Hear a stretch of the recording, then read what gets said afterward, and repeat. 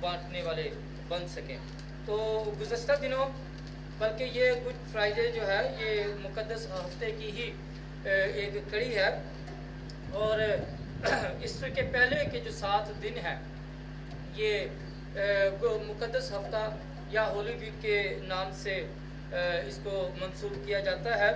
और ये जो मुक़द्दस हफ्ता है इसकी जो मसरूफियात रही थी मसीह यीशु की, वो ये था कि इतवार को यरूशलेम में यीशु मसीह शाहाना तौर पर दाखिल हुए।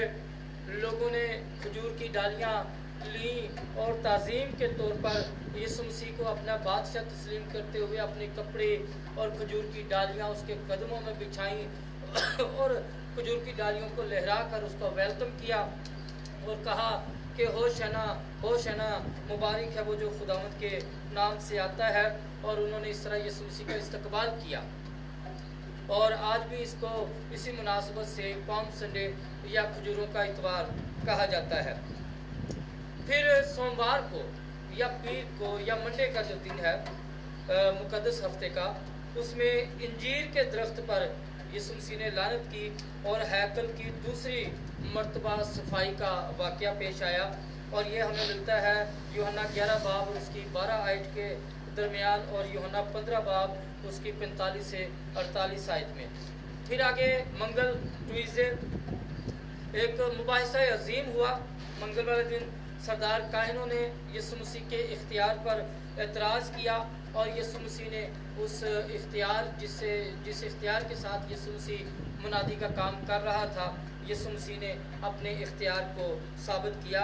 और ये मत्ती 21 बाब और उसकी 23वीं आयत से लेकर 22 बाब और उसकी 15 से 32वीं आयत तक हमें ये सारा मुबाहिसा जो है, जिसको मुबाहिसा अजीम कहा जाता है, मिलता है। फिर मरकज़ 12 बाब और उसकी 13 से 27वीं आयत में भी हमें ये मुबाहिसा नज़र आ जाता है। और लूका 20 बाब 20 से 40 आयत में भी हमें ये मुबाहिसा जो है वो नज़र आता है। फिर बुध जो है, बुध को यौम एतकाफ़ भी कहा जाता है या तन्हाई में रहने का दिन या क्वाइट डे भी इसको कहते हैं। और ये हमें यूहन्ना 12 बाब और उसकी 37 आयत में वाक़या मिल जाता है। अगला दिन आ जाता है जुमेरात, हफ्ते का जो 5वां दिन है। इस दिन खुदावंद यीशु मसीह ने इशा रुबानी मुकर्रर की और पाँव धोने, अपने शागिर्दों के पाँव धोने की रस्म को भी यीशु मसीह ने मुकर्रर किया। और ये हमें मिलता है मत्ती 26 बाब उसकी 20 से 29 आयत में और मरकज़ 14 बाब और उसकी 17 से 24 आयत में।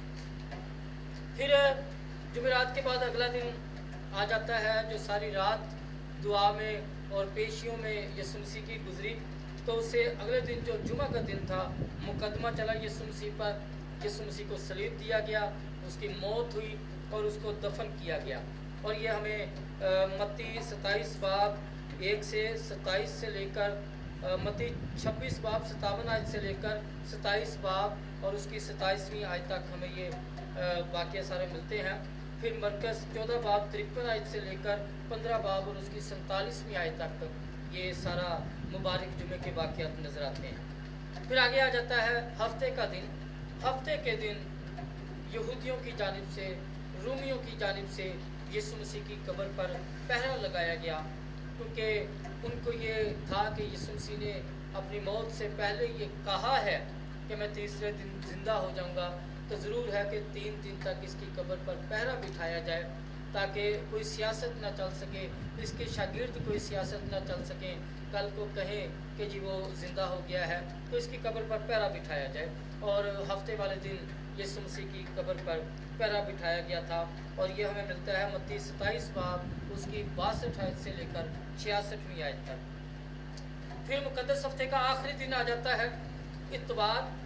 और इतवार को ईद क़यामतुल मसीह हम कहते हैं, जिसमें यीशु मसीह का जी उठना वाक़या पेश आया, जी उठने का। और ये हमें मत्ती 28 बाब पहली 10 आयत में, मरकज़ 16 बाब और उसकी पहली 8 आयत में, और लूका 22 बाब और उसकी पहली 10 आयत में, और यूहन्ना 20 बाब और उसकी पहली 8 आयत में हमें ये सारा जो वाक़यात हैं वो सारे मुक़द्दस हफ्ते के जो वाक़यात हैं वो हमें नज़र आते हैं। तो ये मुक़द्दस हफ्ते के बारे में मुख्तसर सा तारुफ था कि ये मुक़द्दस हफ्ता हम जो मनाते हैं इसमें क्या क्या واقعات پیش آئے تھے جس کی وجہ سے ہم اس کو مقدس ہفتہ کہتے ہیں. اور یروشلم میں یسوع مسیح کا یہ بہت ہی مصروف ہفتہ گزرا تھا، کیونکہ یسوع مسیح اپنے وقت سے پہلے جو کہ اس کو معلوم تھا کہ اب اس کا وقت آ چکا ہے، اس سے پہلے وہ تمام ضروری پیشن گوئیاں، تمام ضروری تعلیمات، ضروری امور جو نپٹانے تھے یسوع مسیح نے ان کو جلد از جلد نپٹانے کی کوشش کی یسوع مسیح نے. تو یہ گڈ فرائیڈے کا آج 5واں دن ہے، اور 7 کا جو ہے اب ہم سب جانتے ہیں کہ